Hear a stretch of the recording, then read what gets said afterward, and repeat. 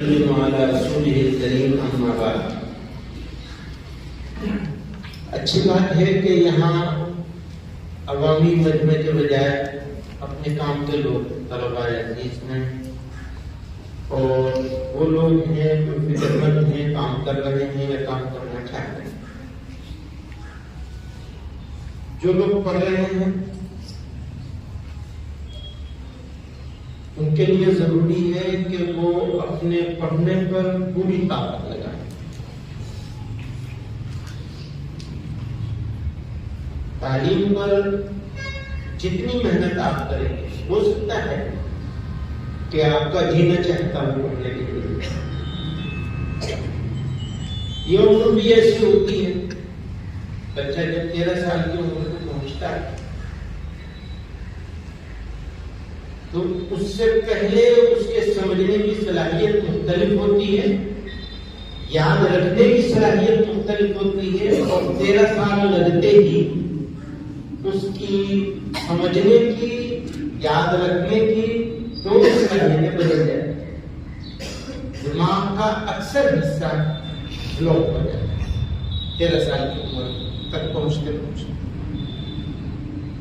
تو سب سے قیمتی وقت وہی ہوتا ہے سیکھنے کے لیے، یاد کرنے کے لیے، یاد کی ہوئی چیز کو یاد رکھنے کے لیے۔ وہ 13 سال سے پہلے کا وقت ہوتا ہے۔ تو جو 13 کے نہیں ہوئے ان کے لیے گولڈن اپرچونٹی ہے، سنہرا موقع ہے کہ وہ محنت کریں اور اس وقت کو زیادہ سے زیادہ استعمال کر لیں، ان کے بھی اور اساتذہ کی بھی۔ ایک اور ضروری چیز ہے، استاد کا کمال یہ نہیں ہوتا کہ بچوں کو پڑھا دے، استاد کا کمال یہ ہے کہ بچے کے اندر پڑھنے کا شوق پیدا کرے، یہ استاد کا کمال ہے۔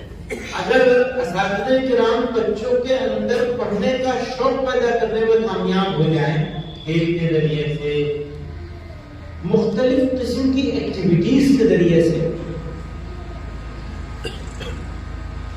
تو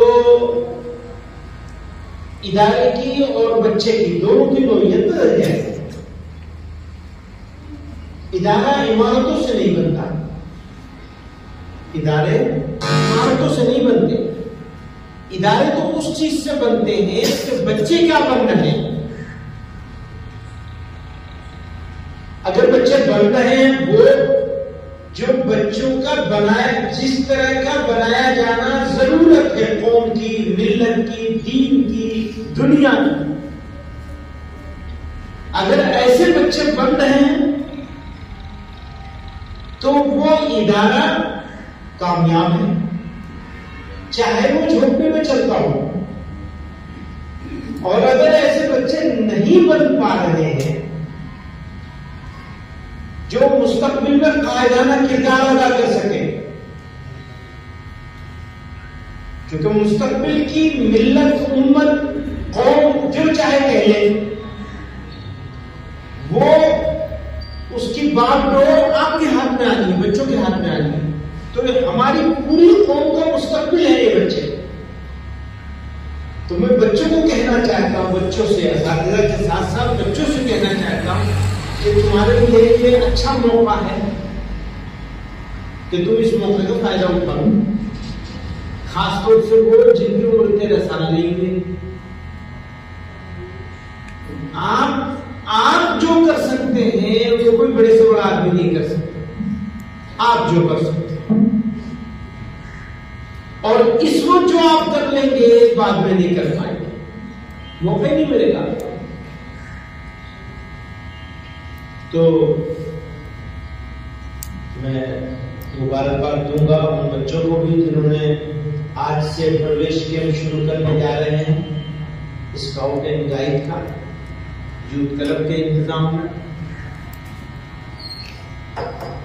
اس سے بھی آپ کو یہ مت سمجھنا کہ یہ صرف ایک الگ فن ہے، ہاں یہ الگ فن ضرور ہے، لیکن اس فن میں جب آپ لگیں گے، ایکسٹرا کریکولر ایکٹیویٹی کہتے ہیں اس کو، یعنی خارج اوقات میں کام کرنے والے کام، اس سے آپ جو چیزیں سیکھیں سیکھیں گے وہ چیزیں اگر آپ نے ٹھیک سے سیکھ لی تو آپ کو پڑھنے کا بھی شوق پیدا ہوگا اس سے.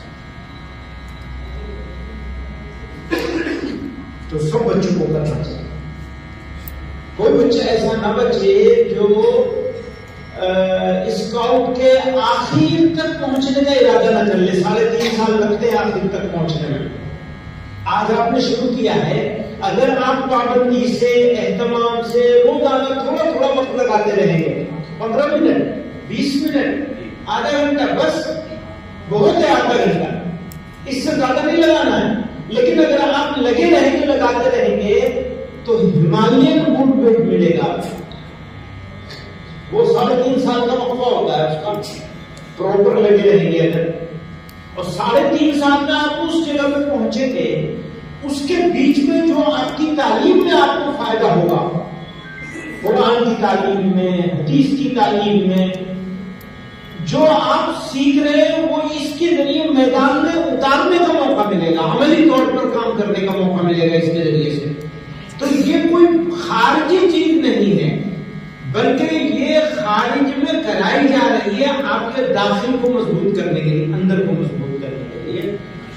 تو یہ آپ کی شخصیت کے اندر نکھار پیدا کرے گا, آپ کی شخصیت بدل جائے گی, آپ سوچنے والے آدمی بن جائیں گے, آپ کام کرنے والے آدمی بن جائیں گے. آپ کی زندگی اپنے لیے نہیں دوسرے کے لیے ہونے لگے گی, دوسروں کے ساتھ مل کر دوسروں کے لیے ہونے لگے گی.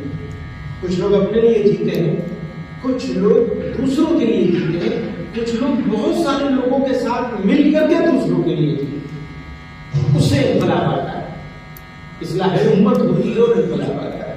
تو اللہ تعالیٰ آپ لوگوں کو ہدایت دے, قبول فرمائے, آگے بڑھائے اور امت کے لیے ذخیرہ بنائے, سرمایہ بنائے. دوسری بات یہ ہے کہ انہوں نے وہ پیش کیا ہے مولانا نے پاس نامہ, تو مولانا تو اپنے ہی آدمی ہے تو خود ہی تعریف کر لیں گے, خود ہی سن لیں گے, اس سے کیا فائدہ ہوتا ہے؟ اس کی نہ ضرورت ہے نہ فائدہ ہے. ضرورت کس بات کی ہے؟ ضرورت اس بات کی ہے کہ ہم لوگ فکر لے کر روزانہ کچھ وقت ضرور کام میں لگائیں.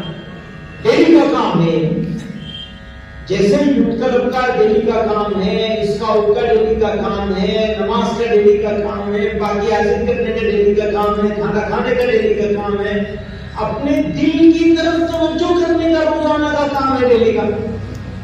چاہے 15 منٹ لگائیں اس کے اندر, ویسے 15 منٹ میں ہوتا ہوا تک کچھ نہیں ہے دل کے معاملے, لیکن بھائی توجہ تو ہے کم سے کم. ابھی تو توجہ بھی نہیں ہے, آدمی کام کچھ اور کر رہا ہے, دل کچھ اور کر رہا ہے. جب تک دل ہمارے عمل کے ساتھ ہم آہنگ نہیں ہوگا تب تک ہمارے کام میں اثر نہیں پیدا ہوگا. ہمارا کام بس سپرفیشل ہوگا, ظاہری ہوگا, دکھاوے کا ہوگا. دکھاوے سے بچنا ہے, کیونکہ جس کو ہم دکھانا چاہتے ہیں اس کے دیکھنے سے ہمیں کوئی فائدہ نہیں ہونے والا ہے, اور جو دیکھنے والا ہے وہ ہمارے دل کو دیکھ رہا ہے. اس کو دکھانے کی کوئی ضرورت نہیں, وہ تو ہمارے دل کو دیکھ رہا ہے. تو کاہے کی ضرورت ہے؟ دکھانے کی ضرورت نہیں. کئی چیزیں ایسی ہوتی ہیں جن کو دکھانا پڑتا ہے, جیسے یوتھ کلب کے پروگرام کو دکھانا پڑے گا. قرآن شریف پڑھتے ہیں, اچھا قرآن پڑھتے ہیں تو دکھانا پڑے گا. اس کی بھی مثالیں موجود ہیں حضرات صحابہ کرام کے ساتھ. فرمایا مجھے معلوم ہوتا کہ آپ تعریف کری کہ تم نے بہت اچھا قرآن پڑھا نماز میں. کہا مجھے معلوم تھا آپ پڑھ رہے تو میں اور پڑھتا اور اچھے سے پڑھتا. تو اس لیے دکھانا ممنوع نہیں ہے, لیکن دکھانے کے لیے کام کرنا یہ مقبوض ہے, ناپسندیدہ ہے, سزا ملے گی اس کو. صرف یہ کہ انعام سے محروم ہو اتنے پہ بات نہیں رہے گی, سزا بھی ملے گی اگر کام دکھانے کے لیے کیا جائے. کام اللہ کے لیے کیا جائے, پھر کہیں ضرورت پڑے گی کسی کو تو دکھایا بھی جائے, ضرور دکھایا جائے, لیکن دکھانے کے لیے نہیں کیا جائے. بس یہ بارش کا فرق ہے, کام وہی کرنا ہے, دکھانے کے لیے پھر سے نکالنے کے لیے.